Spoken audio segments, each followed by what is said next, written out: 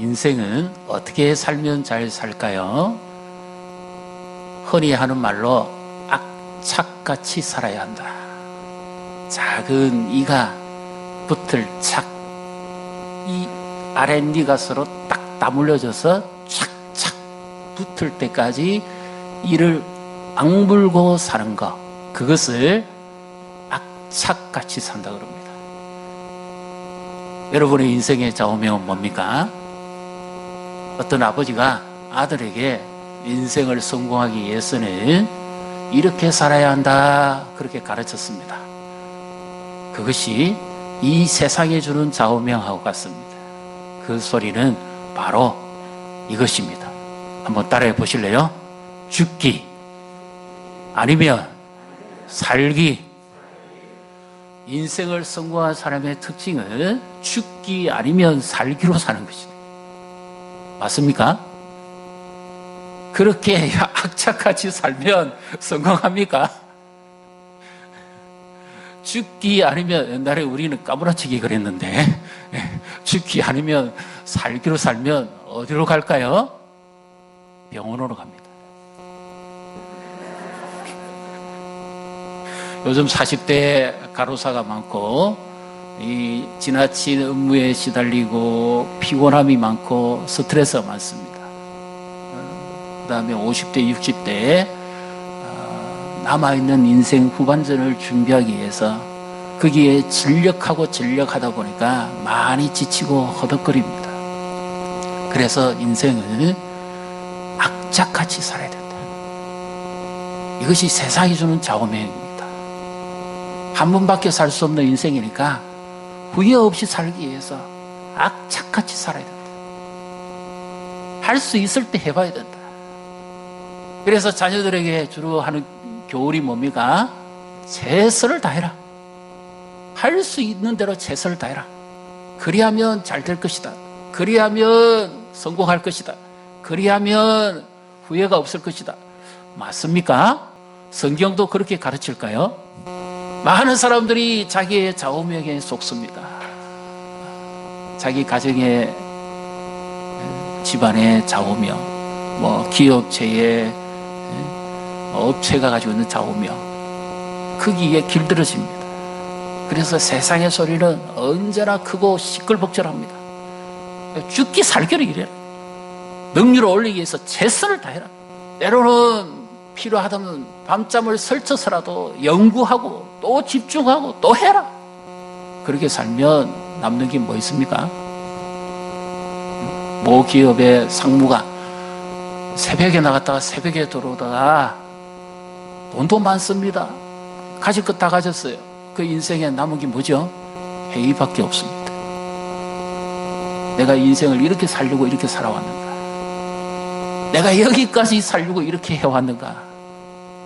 차라리 죽고 싶다 그 말입니다. 죽지 못해서 사는 인생입니다. 더 높은 자리에 올라가기 위해서 전쟁이죠. 인생 전쟁이죠, 한마디로. 그런데 지금도 세상에 많은 사람들이 이 소리에는 길을 다 열고 있습니다. 열심히 해라. 최선을 다해라. 죽기 살기를 해봐라. 군대 가면 어떤 말까지 하죠?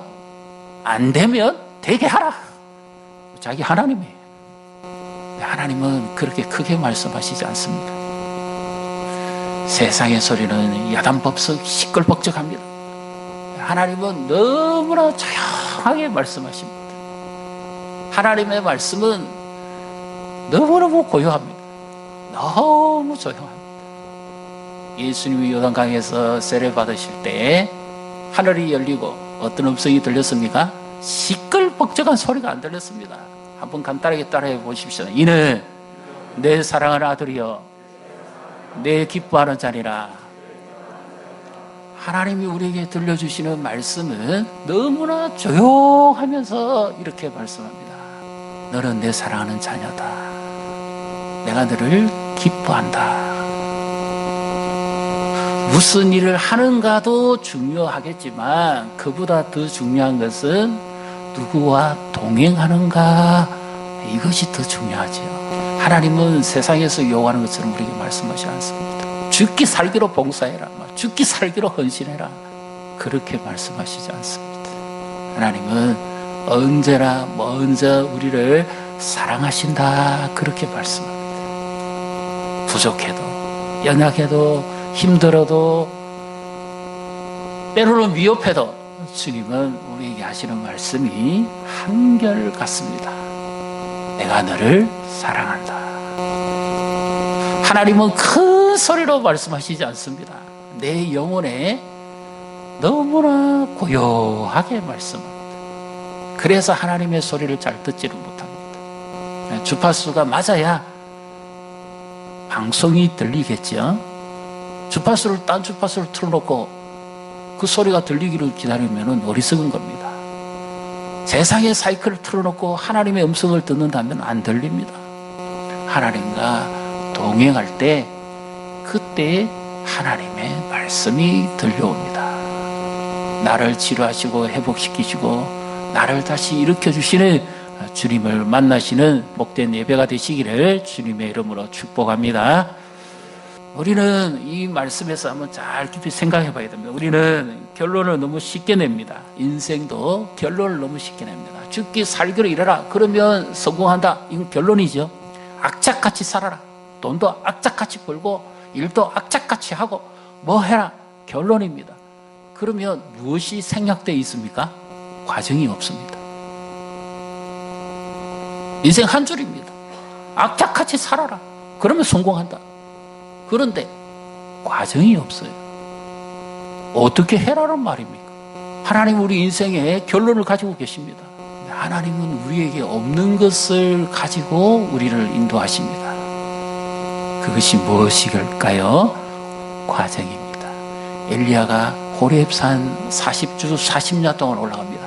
실제로 그 산이 그렇게 높을까요? 학자들의 연구에 의하면 브엘세바에서 호렙산까지 지금의 지형입니다. 그렇게 오래 많이 걸리는 시간이 아니라 그럽니다. 거리상으로. 그런데 40주 40야를 갔다는 것은 인간의 한계를 극복하고 갔다는 거죠. 그럼 내게 있는 호렙산이 있을 거 아니에요. 내가 지금 자녀를 위한 기대치가 있는데 이 자녀가 어떻게 될지 지금 한계점에 내가 도달했어요. 올라가야 될지 말아야 될지 그 한 걸음 한 걸음을 내가 어떻게 해야 될지 내 인생의 미래에 한계점에 도달했습니다. 앞으로 어떻게 될지 지금 올라가야 될지 말아야 될지 우리의 호렙산은 무엇입니까? 우리 지난주에도 우리가 한번 살펴봤죠. 호렙산에 엘리야가 한 걸음 한 걸음 올라갑니다. 너무너무 지치고 피곤한 상태에서 힘을 의지하고 올라가죠. 8절 19장 8절 우리 같이 한번 9절까지 같이 읽습니다. 이에 일어나 먹고 마시고 그 음식물에 힘을 의지하여 40주 40야를 가서 하나님의 산 호렙에 이르니라. 엘리야가 그곳 굴에 들어가 거기에서 머물더니 여호와의 말씀이 그에게 임하여 이르시되 엘리야야 내가 어찌하여 여기 있느냐. 엘리야는 너무너무 궁금했습니다. 왜?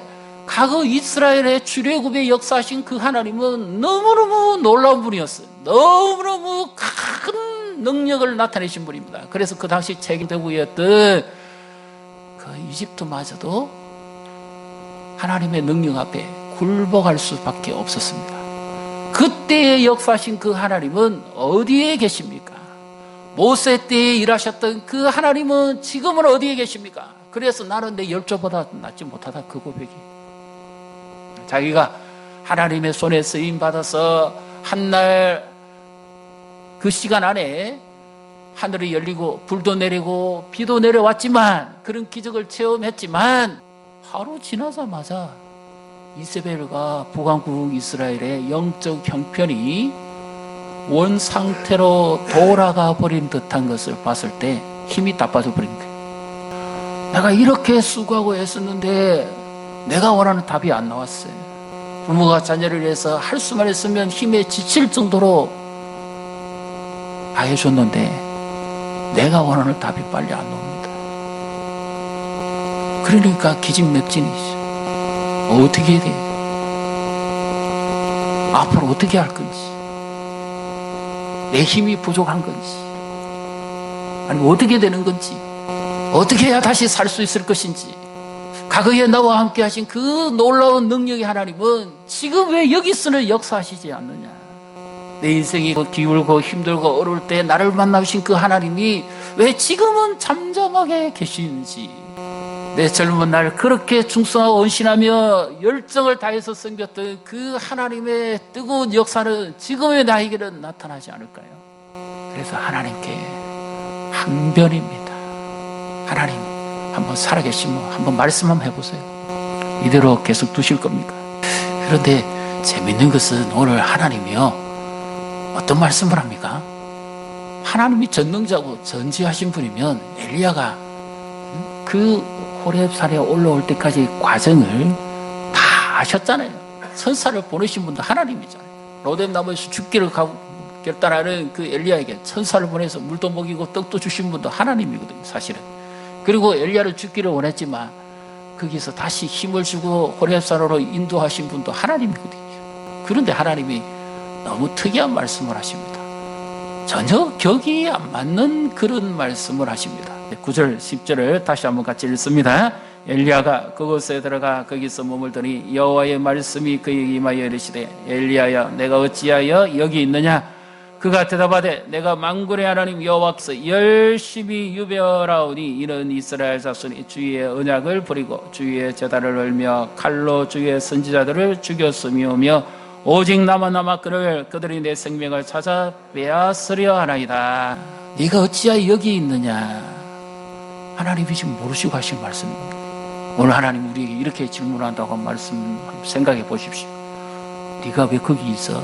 요즘 유행가 가사에 나오는 네가 왜 거기 있어 나와? 네가 왜 거기 있어? 지금 모르시고 하시는 말씀. 내가 지금 힘이 지칠 대로 일하고 지금 피곤해가지고 지금 기진맥진해 있는데 하나님 네가 왜 거기 있어? 그러면 이거 도무지 안 맞잖아요. 자녀를 위해서 그렇게 뒷바라지하고 심지어 고생을 다 했는데 하나님 네가 왜 거기 있어? 그러면 도무지 맞지 않죠. 엘리야가 하나님께 이런, 참 하나님 앞에서 과연 이렇게 대답할 사람이 있겠습니까? 자, 그의 대답을 한번 잘 보십시오. 10절에 뭐라고 합니까? 내가 누구에게요? 네? 만군의 나의 주인과 이 생명의 주인, 이 온 인류의 역사의 주인, 가장 영광 받으실 그 주님 앞에 내가 뭐 했답니까? 열심히 유별났다. 쉽게 말해서 내가 죽기 살기를 했다, 그 말입니다. 내 한번 바쳐가면서 이스라엘 백성들이 다 여호와 멀어지고 바알을 향해 돌아갈 때 그래도 나는 남아서 내 죽을 힘을 다해서 지금까지 했습니다. 그거 하나님 아시지 않습니까? 그런데 왜 이런 일이 일어납니까? 이 말입니다. 엘리야도 무엇은 모르죠? 자기 열심 알았지 하나님이 자기 인생을 과정마다 인도해 가시는 것은 보지 못하고 있는 겁니다. 쉽게 말해서 그림이 그렇습니다. 그림을 그려보면 하나님은 뒤에 계시고 엘리야는 저 앞에 가 있습니다. 왜? 내가 죽기 살기로 유별나게 열심히 물대했으니까. 이 말의 의미는 어떤 말이죠? 하나님, 나는 할 수 있는 일은 최선을 다했습니다. 아니라 나는 안 되는 일도 했습니다. 이 말입니다. 그러니까 하나님보다 어떻게 해요? 더 앞서갔다, 그 말입니다. 그러니까 하나님 음성이 귀에 들리겠습니까? 오직 주를 향한 열심, 그거 하나밖에 없었다, 그 말이죠. 그러니까 엘리야는 세상의 소리는 듣지 않았지만 그의 이 약점은 무엇입니까? 하나님이 하시는 말씀을 듣지 못했습니다. 우리는 인생을 너무 쉽게 결론냅니다. 다윗과 골리앗의 싸움에서 우리는 당연히 다윗이 이겼다 생각하죠. 근데 다윗이 물맷돌을 잘 던져서 골리앗이 맞았을까요? 성실하게 잘해가지고. 어떻게 생각하십니까? 내가 일 열심히 잘하고 막 죽기 살기로 코피 터지도록 하고 막 젊은 날 한번 해보면 성공한다. 내가 잘해서 그런 겁니까? 이것을 놓칩니다. 다윗이 물맷돌을 그 손에서 벗어나는 순간부터 골리앗에게 날아갈 때까지의 그 과정은 누가 역사하시죠? 인간 한계의 마지막에는 누가 역사하셔야 됩니까? 여기서 엘리야가 실패한 겁니다. 우리의 열심도 혹시 이렇지 않습니까? 내가 할 수 있는 것까지 다 하면은 안 되면 그것으로 끝이라고 생각합니다. 하나님의 일하심을 보지 못합니다. 믿음의 마지막은 누구예요? 하나님이 일하시는 겁니다. 믿습니까? 그래서 이런 복음 찬양 가사가 나왔죠. 내가 걷는 이 길이 때로는 굽이 도는 것 같아도 호렙산 올라가는데 얼마나 굽이 올라가겠어요. 그러니까 얼마나 그 골짜기를 향해서 한 걸음 한 걸음 올라가는 것이 얼마나 지치고 피곤하고 힘든 그런 걸음이었겠습니까? 굽이 도는 것 같아요. 때로는 내 가는 앞길이 안개가 끼어가지고 보이지 않는 것 같습니다. 여러분의 인생은 그렇지 않습니까? 그럼에도 불구하고 비로소 내 인생 한계의 끝에서 일하시는 하나님을 보니까 하나님은 실수하지 않으시는 분입니다. 어두움이 막 내려앉아서 앞이 보이지 않아도 도무지 내 갈 길을 종잡을 수 없어도 그럼에도 불구하고 내 신앙 부여잡고 내가 기다리는 것은 하나님을 의지하기 때문이죠. 지금 물맷돌을 내 손에 잡고 돌리고 있습니까? 그러면서 안 맞는다고 생각하십니까? 내가 할 수 있는 한 다 해봤는데 안 된다고 생각하십니까? 그러면 이후에는요, 하나님은 내가 하지 못하는 다음 부분을 하나님은 이루어 가십니다. 우리도 호렙산에 올라가야 합니다. 자신을 위한 호렙산, 내 삶을 위한 호렙산, 영적인 침체에서 회복될 수 있는 호렙산, 그 호렙산에 한번 올라가 보십시다. 그 주님의 음성을 한번 들어보십시다. 엘리야는 기대했습니다. 아, 하나님이 그렇지. 제일 먼저 무엇이 지나갑니까? 놀라운 하나님의 능력이 그에게 임할 것으로 보고 있습니다. 자, 11절 한번 보십시오. 11절 같이 있습니다. 여호와께서 이르시되 너는 나가서 여호와 앞에 산에 서라 하시더니 여호와께서 지나가시는데 여호와 앞에 크고 강한 바람이 산을 가르고 바위를 부수나 바람 가운데 여호와께서 계시지 아니하며 바람 위에 지진이 있으나 지진 가운데도 여호와께서 계시지 아니하며. 제일 먼저 강한 바람입니다. 이거는 작은 바람은 아니겠죠. 엄청나게 큰 바람, 강한 바람이 불었습니다. 그러니까 아, 하나님이 이렇게 역사하시겠구나. 그것도 아니에요. 그 다음 지진입니다. 땅을 뒤집는 지진이 일어납니다. 그것도 아닙니다. 이상합니다. 그 다음에는 뭐예요? 불이 있습니다. 하나님의 임재의 상징 불, 또 갈멜산에서 내렸던 불, 그 불이 임하니까 이제 뭔가 하나님의 역사가 나타나겠구나 했는데 거기에도 하나님이 계시지 않았습니다. 바람도 지진도 불도 이 한마디로 말하면 강력함과 능력을 나타내는 거죠. 근데 하나님은 거기에 계시지 않았습니다. 하나님은 어디에 계십니까? 크고 강하다고만 하나님이 일하시는 건 아니에요. 모세를 부르실 때 하나님은 가시나무 뜰기에서 불러냅니다. 그 위에 하나님이 임재하십니다.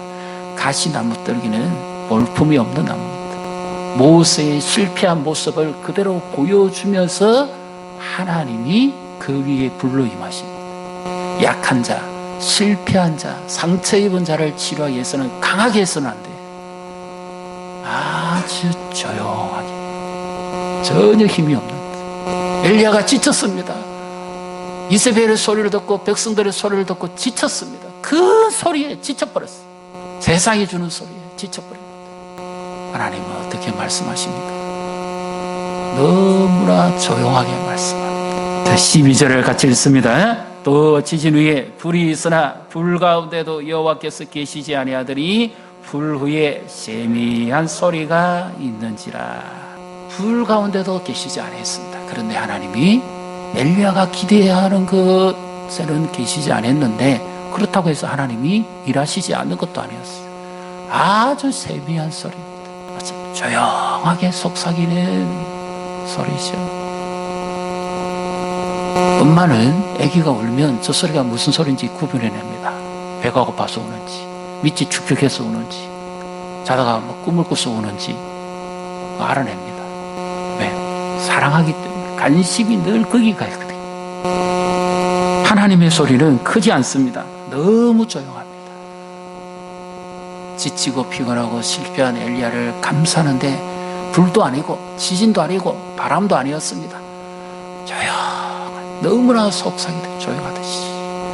연인이 사랑을 이야기하는데 남소 다 들을 정도로 크게 외칠 사람은 없습니다. 조용하게 나지막하게 사랑의 언어를 이어가면 됩니다. 그것이 사랑의 힘이죠. 하나님이 나를 사랑하는데 세상에 대놓고 큰 소리를 외칠 필요가 없습니다. 내 영혼에 조용하게 말씀하시면 됩니다. 호렙산에 엘리야를 회복시킨 것은 조용한 음성이었습니다. 우리의 삶과 우리의 지친 영혼을 회복하시는 음성은 갈보리산에서 예수님이 들려주는 음성입니다. 내가 너를 이렇게 사랑하고 있다. 나는 너를 위해 대신 죽기까지 했다. 내가 너를 위해 죽었노라. 세상에서 누가 나를 위해 죽어줄 수가 있을까요? 부모라 하더라도 죽고 싶은 마음은 있어도 실제로 실행하지는 못합니다. 이것이 부모의 한계입니다. 아파서 고통하는 자녀를 보고 차라리 내가 아픈 게 낫겠다. 그 애절한 심령이죠. 그렇다 하더라도 죽지는 못합니다. 예수님은 나를 얼마나 사랑하셨으면 나를 위해서 자신의 생명을 내어주실까요? 세상에 주는 큰 소리가 아닙니다. 하나님은 조용하게 너무나 잔잔하게 말씀합니다. 내가 너를 사랑하고 너를 위해 죽었더라. 내 영혼의 지침과 삶의 비곤과 인생의 허덕거림 무엇으로 치료할 수 있을까요? 세상에 주는 열심, 세상의 좌우명, 세상의 방식으로는 회복이 안 됩니다. 갈보리산에서 십자가에 달리신 그 예수님 앞에 서봐야 됩니다. 호렙산 굴에 써 있듯이 십자가 앞에 서봐야 됩니다. 그 복음의 능력을 다시 회복해야 됩니다. 나는 살고 예수는 죽고. 그 이유가 뭡니까? 그 이유가 뭐죠? 아십니까? 옆에 분 보시고 한번 여쭤보십시오. 그 이유가 뭐죠? 지금도 모르십니까? 예, 신앙생활 100년이나 1000년을 해도 모릅니다. 이유를 모릅니다. 나같이 초라하고 부족한 사람을 사랑하는 하나님의 이유 모릅니다. 굳이 선택하려고 하면 다른 사람 선택하시면 되잖아요. 왜 나를 사랑하는지 모릅니다. 하나님의 사랑 우리 다 알지 못합니다. 엘리야의 열심은 몰라서가 아닙니다. 엘리야의 사랑하신 그 하나님입니다. 실패해도 사랑하고 부족해도 사랑하고 힘들어도 사랑하고 지쳐도 사랑합니다. 오늘 우리의 삶에 세상적 기준으로 봐갖고는 모릅니다. 하나님 나를 왜 사랑하는지, 나를 사랑하시는 하나님, 나와 함께 하신 그 하나님, 나에게 동행할 때 들려주십니다. 귀를 기울이십시오. 지치고 피곤하십니까? 힘드십니까? 그 주님의 피 묻은 손, 옷 밟힌 손, 그 손을 붙잡아야 됩니다. 그 복음이 나를 다시 살립니다. 그 예수의 사랑이 다시 나를 회복시킵니다. 이 복음의 감격, 이 고난주간 다가옵니다.